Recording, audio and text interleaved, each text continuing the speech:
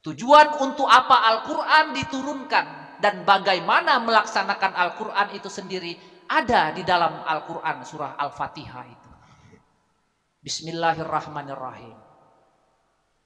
Dengan eksistensi sistem ajaran aturan Allah yang Rahman dan Rahim itu, kita mampu membentuk sikap diri pribadi kita menjadi orang-orang yang ihsan.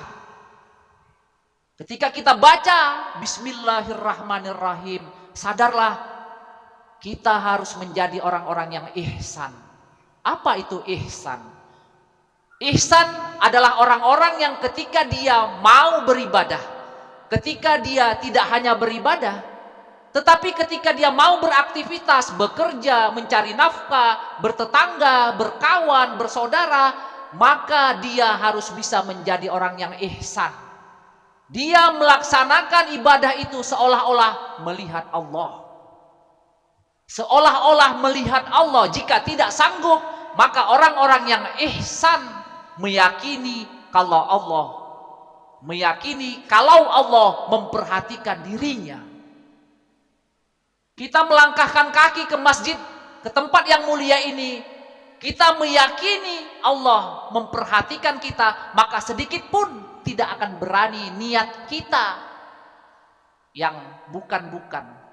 Sedikit pun kalau kita meyakini Allah memperhatikan kita, maka lurus niat kita datang ke masjid ini. Dari situlah konsep akhlakul karimah.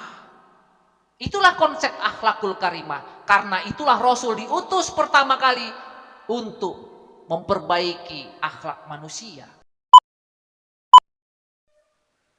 Masyiral muslimin, bapak-bapak orang tuaku, saudara-saudara ikhwan fiddin rahimakumullah. Puji syukur senantiasa kita panjatkan kehadiran Allah Subhanahu wa ta'ala atas rahmat dan karunia yang telah Allah berikan kepada kita. Salawat dan salam kita ucapkan kepada Rasulullah Nabi besar Muhammad sallallahu alaihi wasallam. Ma'asyiral muslimin, jamaah salat Jumat yang dirahmati Allah. Khutbah Jumat kita buka dengan Al-Quran surah yang pertama, yaitu surah Al-Fatihah, lengkap 7 ayat. Inilah yang akan menjadi judul dan tema khutbah Jumat kita siang ini. Bapak-bapak orang tuaku ikhwan fiddin rahimakumullah. Apa itu Al-Fatihah? Apa isi dan kandungan Al-Quran surah Al-Fatihah itu? Berapa kali kita baca sehari semalam? Setidaknya ada 17 kali.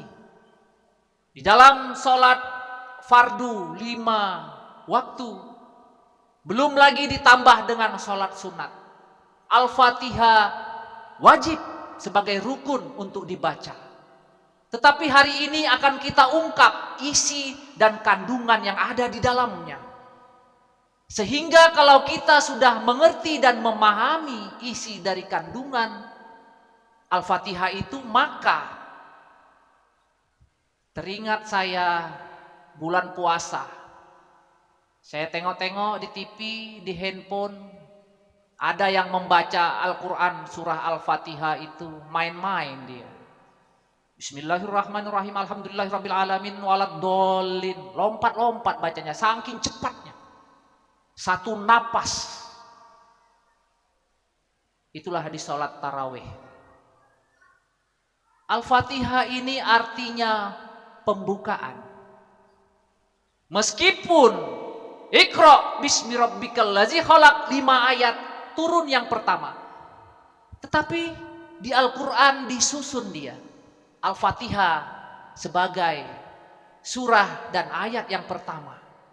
Meskipun Al-Maidah ayat 3 terakhir diturunkan oleh Allah, tetapi tidak disusun dia di akhir dari Al-Quran itu. Al-Quran dirancang, disusun sedemikian rupa untuk memudahkan kita memahami isi dari Al-Quran itu sendiri. Al-Fatihah 7 ayat sebagai pembukaan berisikan kesimpulan-kesimpulan dari 6.600 ayat Al-Quran, dari 114 surat, dari 30 juz. Al-Fatihah berisikan kesimpulan-kesimpulan ajaran Islam, berisikan pokok-pokok aturan-aturan Allah. Apa itu ajaran-ajaran Islam? Pokok-pokok ajaran Allah itu seperti akhlakul karimah, seperti ibadah, akidah, daulah, seperti uswatun hasanah, nubuah, dan seterusnya. Hari ini akan kita lihat, yang artinya pembukaan atau Al-Fatihah itu, hari ini akan kita lihat isi kandungan secara keseluruhan. Tetapi sebelum itu khatib mengajak diri saya sendiri dan kita semua untuk senantiasa meningkatkan keimanan dan ketakwaan kita kepada Allah Subhanahu wa taala. Ikhwan fiddin rahimakumullah, ada pembukaan yang lain. Ada pembukaan yang lain selain Al-Quran surah Al-Fatihah. Semalam dibacakan ketika upacara 17 Agustus. Itulah konstitusi Undang-Undang Dasar 1945. Kita lihat dulu pembukaan bahwa sesungguhnya kemerdekaan itu ialah hak segala bangsa. Lalu hakikat kemerdekaan itu ada di alinea, di paragraf di bawahnya, atas berkat rahmat Allah yang Maha Kuasa. Ada atas berkat rahmat Allah. Tidak ada agama lain yang mengerti tentang rahmat Allah kecuali umat Islam itu sendiri. Kemudian di dalam pembukaan itu dituliskan untuk apa tujuan kita bernegara. Melindungi segenap bangsa Indonesia dan seluruh tumpah darah Indonesia, melindungi kesejahteraan umum, mencerdaskan kehidupan bangsa, dan seterusnya. Tersadar kita, ternyata tokoh-tokoh pendiri bangsa kita mengerti dia Al-Quran. Paham dia, sehingga dibuatlah di pembukaan itu tujuan bernegara. Karena tujuan untuk apa Al-Quran diturunkan dan bagaimana melaksanakan Al-Quran itu sendiri ada di dalam Al-Quran surah Al-Fatihah itu. Bismillahirrahmanirrahim. Dengan eksistensi sistem ajaran aturan Allah yang Rahman dan Rahim itu, kita mampu membentuk sikap diri pribadi kita menjadi orang-orang yang ihsan. Ketika kita baca Bismillahirrahmanirrahim, sadarlah kita harus menjadi orang-orang yang ihsan. Apa itu ihsan? Ihsan adalah orang-orang yang ketika dia mau beribadah, ketika dia tidak hanya beribadah, tetapi ketika dia mau beraktivitas, bekerja, mencari nafkah, bertetangga, berkawan, bersaudara, maka dia harus bisa menjadi orang yang ihsan. Dia melaksanakan ibadah itu seolah-olah melihat Allah. Seolah-olah melihat Allah. Jika tidak sanggup, maka orang-orang yang ihsan meyakini kalau Allah memperhatikan dirinya. Kita melangkahkan kaki ke masjid, ke tempat yang mulia ini, kita meyakini Allah memperhatikan kita, maka sedikit pun tidak akan berani niat kita yang bukan-bukan. Sedikit pun kalau kita meyakini Allah memperhatikan kita, maka lurus niat kita datang ke masjid ini. Dari situlah konsep akhlakul karimah. Itulah konsep akhlakul karimah. Karena itulah Rasul diutus pertama kali untuk memperbaiki akhlak manusia.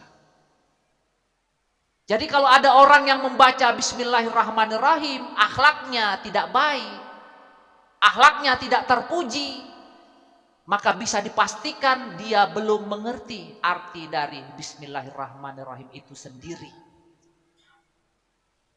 Rabbil Alamin. Yang kedua, ada kata-kata Rabbil Alamin di situ. Artinya adalah alam semesta. Apa yang terkandung di alam semesta ini? Sumber daya alam. Untuk apa sumber daya alam? Untuk dikelola, dilestarikan, ditumbuh kembangkan. Dengan apa mengembangkan alam semesta? Dengan yang namanya iptek, ilmu pengetahuan teknologi. Ada gas, minyak bumi, batu bara, besi, nikel, semen, dan seterusnya. Sumber daya alam itu suatu waktu, suatu ketika akan habis. Lalu bagaimana untuk mengembangkannya? Dengan ilmu pengetahuan teknologi. Senang kita, anak kita pintar sholat, pandai mengaji. Bangga kita, bersyukur kita anak kita bisa menghafal Al-Quran.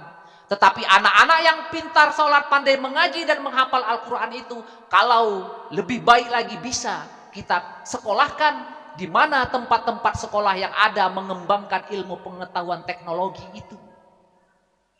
Yang orang tuanya berkemampuan, sekolahkan anaknya di pesantren-pesantren yang ada ilmu pengetahuan teknologinya, yang lengkap laboratorium dan seterusnya. Karena itulah generasi anak cucu keturunan kita yang akan mengelola alam ini. Kalau sampai orang-orang yang tidak mengerti Al-Quran yang mengelola, yang menguasai ilmu pengetahuan teknologi, maka tunggulah kehancuran dunia ini. Ar-Rahmanir Rahim yang ketiga. Ar-Rahmanir Rahim. Kalau kita pikir dan kita rasakan, ternyata di dalam hati sanubari kita ada bibit Ar-Rahmanir Rahim itu. Bibit Ar-Rahmanir Rahim itu kita tumbuh kembangkan dia sebagai bibit silaturahmi. Bibit kasih sayang itu adalah bibit silaturahim yang harus kita jaga, kita pupuk supaya tumbuh subur di dalam hati sanubari kita. Sebagai apa? Bibit silaturahim itu sebagai kekuatan ukhuwah. Apa itu ukhuwah? Inilah konsep Ar-Rahmanir Rahim, kekuatan ukhuwah. Bukankah masjid kita yang besar ini karena ada bibit Ar-Rahmanir Rahim yang tumbuh tadi, sehingga menjadi kekuatan ukhuwah, kekuatan persaudaraan, kekuatan kekeluargaan. Jangan sampai tidak kita jaga, kita pupuk, kita pelihara. Maka yang terjadi adalah perpecahan. Kalau bibit silaturahim itu disia-siakan, jangankan orang lain menjadi saudara kita, jangankan kawan yang jauh menjadi kawan yang dekat, satu jamaah masjid saja bisa tidak cakapan. Kalau tidak kita tumbuh kembangkan bibit silaturahim Ar-Rahmanir Rahim itu, satu perwiritan juga tidak mau salaman kalau ketemu. Jadi ada konsep ukhuwah Islamiyah. Apakah hanya ukhuwah Islamiyah? Tidak. Ada ukhuwah watoniyah. Persaudaraan kekeluargaan sebangsa dan setanah air. Ada ukhuwah basyariyah. Kekeluargaan persaudaraan antar lintas benua, lintas negara. Maliki Yaumiddin. Yang keempat, Maliki Yaumiddin. Kita baca Maliki Yaumiddin. Mengerti kita artinya yang menguasai hari pembalasan. Nantinya itu di hari akhirat. Nantinya itu kalau sudah kiamat, itu dalam hati kita. Ternyata maknanya adalah Maliki Yaumiddin, Allah menguasai hari demi hari. Sejak kita dilahirkan, Allah menguasai hari demi hari. Kedaulatan Allah mutlak ada di dalam diri kita. Tidak boleh dibantah dan tidak akan bisa kita membantahnya. Ketika kita lahir, ayah kita langsung mengajankan kita. Kemudian ditabalkan nama kita, diakikahkan kita, dikhitan, dinikahkan dengan aturan ajaran Allah. Hari demi hari, terus menerus eksistensi ajaran Allah itu ada di dalam diri kita. Masjid ini hari demi hari, terus menerus dari subuh sampai isya. Subuh lagi azan dikumandangkan, tidak boleh berhenti. Imamnya sakit, masjid ditutup. Ketua BKM pulang kampung, tidak ada cerita. Terus menerus ajaran eksistensi Allah berlaku di dalam kalimat Maliki Yaumiddin, yang menguasai hari pembalasan atau yang menguasai hari demi hari. Nantinya itu hari pembalasan. Kiamat dulu. Udahlah suka-suka hati ajalah dulu. Nantilah kalau sudah tua baru bertobat. Tidak bisa. Siapa yang mengira umurnya bisa sampai tua? Pembalasan Allah itu berlaku. Ada yang azab kontan namanya, langsung. Tetapi ada yang menunggu waktu yang lama baru mendapatkan azabnya. Hati-hati kita. Iyyaka na'budu wa iyyaka nasta'in. Hanya kepada Engkaulah ya Allah kami mengabdi, kami menyembah. Bukan macam raja Allah disembah-sembah seperti itu. Tetapi iyyaka na'budu wa itu adalah hanya kepada ajaran dan aturan Allah lah kita taat. Hanya kepada ajaran dan aturan Allah lah kita patuh. Iyyaka na'budu wa iyyaka nasta'in, dan hanya kepada Allah lah kita meminta isti'anah, memohon pertolongan. Apa konsep di dalam kalimat ini? Ini adalah konsep ibadah dan akidah. Tak berani kita main-main dengan ibadah dan akidah. Contohnya Rasulullah. Ibadah dan akidah Rasulullah yang kita contoh. Kalau ada orang yang bilang, walaupun dia diberi gelar ustadz, apalagi kiai, apalagi syekh misalnya, dibilangnya lah Al-Quran itu kalam Nabi. Ini ibadahnya sudah tidak beres, akidahnya sudah menyimpang, Al-Fatihahnya nggak ngerti, tidak mengerti dia. Iyyaka na'budu wa iyyaka nasta'in. Besok-besok disuruhnya pula khatib Jumat perempuan. Pasti dia tidak mengerti isi dan kandungan dari iyyaka na'budu wa iyyaka nasta'in, meskipun dibacanya sudah beribu-ribu kali. Sayang sekali. Itulah yang harus kita luruskan. Akidah dan ibadah kita harus kuat, harus kokoh. Setelah itu, ihdinas siratal mustaqim. Untuk itulah Al-Quran diturunkan.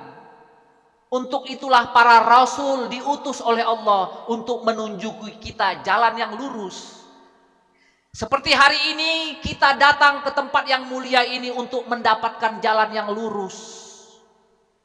Ihdinas siratal mustaqim. Ini kita datang untuk mendapatkan jalan yang lurus.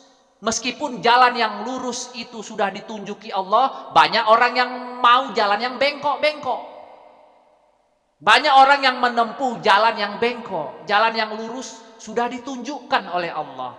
Apa konsep ihdinas siratal mustaqim? Hudallah, hidayah Allah. Bagaimana mendapatkan hidayah Allah itu?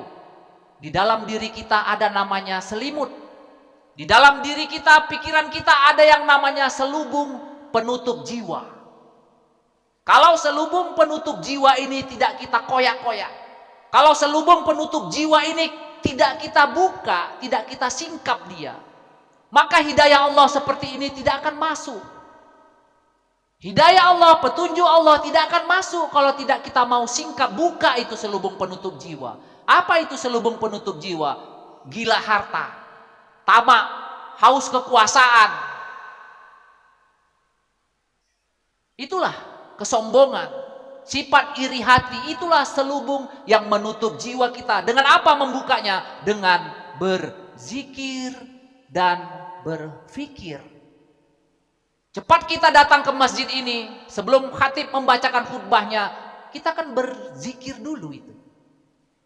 Kemudian khatib naik ke mimbar menyampaikan Al-Quran, kita berfikir. Setelah sholat nanti imam berzikir lagi kita. Nanti kita pulang, kita fikirkan apa yang disampaikan khatib. Kita buka Al-Quran kita renungkan. Dengan berzikir dan berfikirlah, maka hidayah Allah, petunjuk Allah itu akan mudah masuk. Ma'asyiral muslimin jamaah salat Jumat yang dirahmati Allah. Terakhir, siratal lazina an'amta alaihim. Bagaimana sih caranya menempuh jalan yang lurus itu? Bagaimana supaya istiqomah? Kenapa hari ini Jumat ini kok rajin ya, rame masjidnya? Kenapa kalau zuhur pas hari Minggu kok sepi? Contohnya, jalannya siratal lazina an'amta alaihim. yaitu jalan yang telah Allah anugerahkan nikmat kepada mereka. Siapa itu? Para nabi-nabi. Jangan dipotong. Dipotong jadi satu nabi aja. Tidak boleh. Uswatun hasanah. Suri tauladan kita itu para nabi-nabi, para rasul. Ada berapa nabi dan rasul kita di Al-Quran? Ada 25. Itulah yang akan menjadi suri tauladan kita. Itulah konsep uswatun hasanah. Di dalam kalimat terakhir Al-Fatihah itulah konsep laqad kana lakum fi rasulillahi uswatun hasanah. Telah ada suri tauladan di dalam diri para rasul-rasul Allah. Artinya rukun iman percaya kepada nabi-nabi. Jangan dipotong hanya satu nabi. Nabi Adam, suri tauladan kita, kakek moyang kita itu Nabi Adam. Pernah buat salah? Pernah. Pernah buat dosa? Pernah. Apa konsekuensinya? Diusir dari surga. Lalu bagaimana Nabi Adam, kakek moyang kita itu bertobat? Rabbana zalamna anfusana. Dan seterusnya. Diucapkan oleh Nabi Adam. Kita anak cucunya, keturunannya, pernah buat salah? Pernah. Berarti kita betul anak cucu Nabi Adam. Tapi apakah kita bertobat? Atau jangan-jangan hari ini salah, besok diulangi. Besok tobat lagi, macam tobat sambal ayam geprek. Itulah suri tauladan Nabi Adam. Bagaimana dengan Nabi Ibrahim? Ditinggalkannya ayahnya, keluarganya yang menyembah berhala. Bagaimana Nabi Musa? Tidak larut dengan kekuasaan ayah angkatnya Fir'aun. Itu suri tauladan contoh kita. Bagaimana dengan Nabi Yakub? Hilang anaknya. Nama anaknya itu Nabi Yusuf. Setiap malam menangis Nabi Yakub. Menangis dia hampir-hampir buta matanya. Hampir-hampir buta matanya. Dibacakannya fasobrun jamil. Fasobrun jamil. Kesabaran itu indah. Ada anak kita yang bandal, ada anak kita yang nakal. Ada istri kita yang tidak nurut sama suaminya. Apa kita tinggalkan? Apa kita jauhi? Apa Nabi Nuh seperti itu? Tidak. Lalu kemudian Nabi Muhammad SAW sebagai suri tauladan kita hidup yang sederhana. Penguasa timur dan barat. Nabi Muhammad itu penguasa timur dan barat. Tetapi khalifah tidak diturunkannya. Tidak diberikannya jabatan khalifah kepada anaknya atau menantunya. Kita bagaimana? Kekuasaan kita, bisnis kita, kerajaan kita. Anak kita yang kita dulukan, keluarga kita yang kita dulukan. Bagaimana kehidupan kita? Apakah sederhana seperti Rasulullah? Inilah bagaimana caranya agar istiqomah menempuh ihdinas siratal mustaqim itu. Masyarul muslimin jamaah sholat Jumat yang dirahmati Allah, 7 ayat tanzil hari ini. 7 ayat Al-Fatihah sudah turun ke dalam hati sanubari kita. Mudah-mudahan ketika kita membaca dalam setiap sholat kita ingat itu sebenarnya adalah ikrar kita. Itu adalah janji kita yang harus kita buktikan nanti setelah keluar dari masjid ini. Harus kita buktikan itu nanti setelah keluar dari masjid. Bacaan Bismillahirrahmanirrahim, habis Al-Fatihah itu nampak realisasinya di tengah-tengah masyarakat. Jadi ketika kita baca tidak mengawang-awang kita.